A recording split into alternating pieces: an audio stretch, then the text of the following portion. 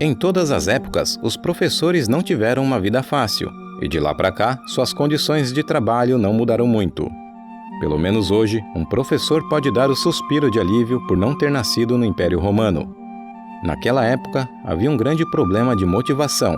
Isso porque os professores romanos recebiam uma mixaria dos pais dos alunos, um dinheiro quase sempre muito suado. O mestre precisava ter 15 alunos para ganhar o mesmo que um condutor de mulas. Então os educadores não tinham praticamente nenhum incentivo para se esforçar.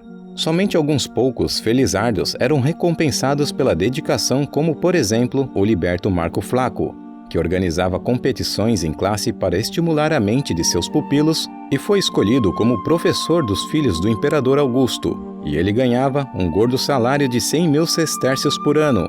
Mas isso era uma exceção, já que a maioria dos mestres tinham que fazer um bico para ganhar mais. O professor, ele tinha uma vida despojada, não possuía prédios, não possuía salas, nem mesa, nem equipamentos, e nem o miserável de um apontador. As aulas começavam antes da aurora, e as crianças levavam tábuas de cera para escrever e lamparinas de óleo para enxergar os poucos rolos de papiro. No fim, alguns professores precisavam alugar salas de aula, outros ensinavam ao ar livre, como na escola dos peripatéticos, que eram os discípulos de Aristóteles, e receberam este nome por conta do hábito do filósofo de ensinar ao ar livre.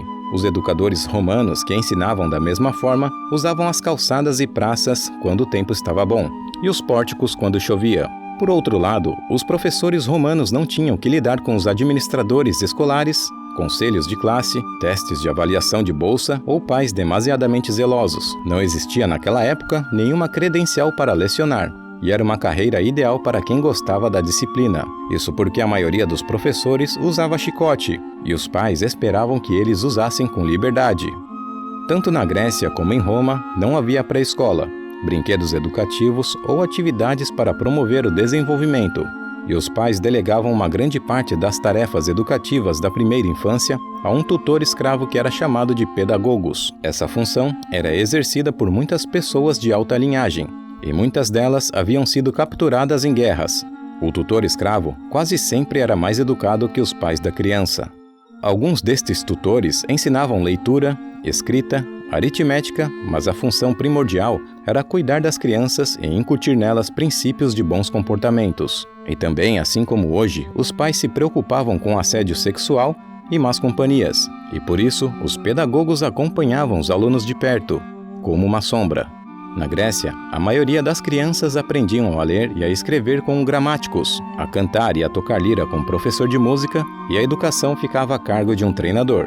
Já em Roma, os pais que não podiam contratar um tutor particular enviavam seus filhos a um magister, um professor elementar que ensinava memorização e noções práticas de matemática.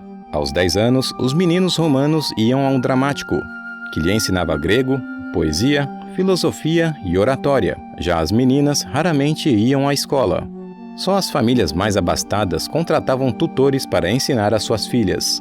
Aos 14 anos, a educação da criança já estava completa, e a maioria dos meninos passavam a fazer parte da força de trabalho, enquanto as meninas já estavam casadas, uma vez que a idade legal para o casamento era de 12 anos.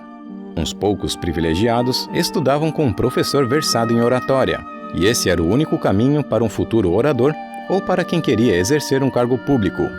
Além das aulas, esses alunos observavam o mestre em ação. Com isso, absorviam lições capazes de levá-los ao sucesso. Estudar a audiência, estudar os juízes, aprender a arte da boa argumentação e a pensar com independência. Não se pode afirmar com certeza, mas é seguro dizer que poucos destes alunos optaram pela carreira de educador.